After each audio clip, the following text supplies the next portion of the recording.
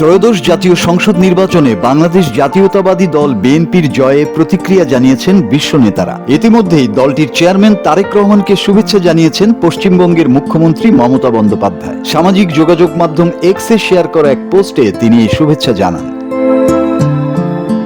তারেক রহমানকে শুভেচ্ছা জানিয়ে মমতা লিখেন, বাংলাদেশের এই বিপুল জয়ের জন্য অভিনন্দন জানাই আমার তারেক ভাইকে, তার দল ও অন্যান্য দলকে। সবাই ভালো থাকুন, সুখী থাকুন। শুধু মমতাই নয়, নির্বাচনে সফলতার জন্য সামাজিক যোগাযোগ মাধ্যম ফেসবুকে বিএনপির চেয়ারম্যান তারেক রহমানকে অভিনন্দন জানিয়েছেন ভারতের প্রধানমন্ত্রী নরেন্দ্র মোদী। তিনি লিখেছেন, এই বিজয় তারেক রহমানের নেতৃত্বের প্রতি বাংলাদেশের জনগণের আস্থার প্রতিফলন। ভারত একটি গণতান্ত্রিক, প্রগতিশীল ও অন্তর্ভুক্তিমূলক বাংলাদেশের পাশে থাকবে।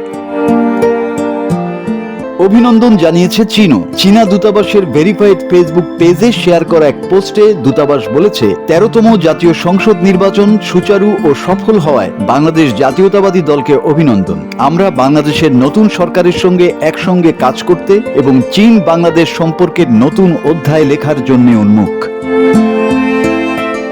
এদিকে তারেক রহমানকে অভিনন্দন জানিয়ে মার্কিন দূতাবাসের ফেসবুক পোস্ট করা বার্তায় বলা হয়, একটি সফল নির্বাচন আয়োজনের জন্য বাংলাদেশের জনগণকে অভিনন্দন। বিএনপি এবং তারেক রহমানকে তাদের ঐতিহাসিক বিজয়ের শুভেচ্ছা।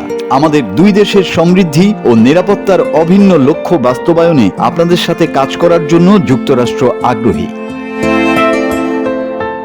মাসুদ হাসান, বাংলা টিভি।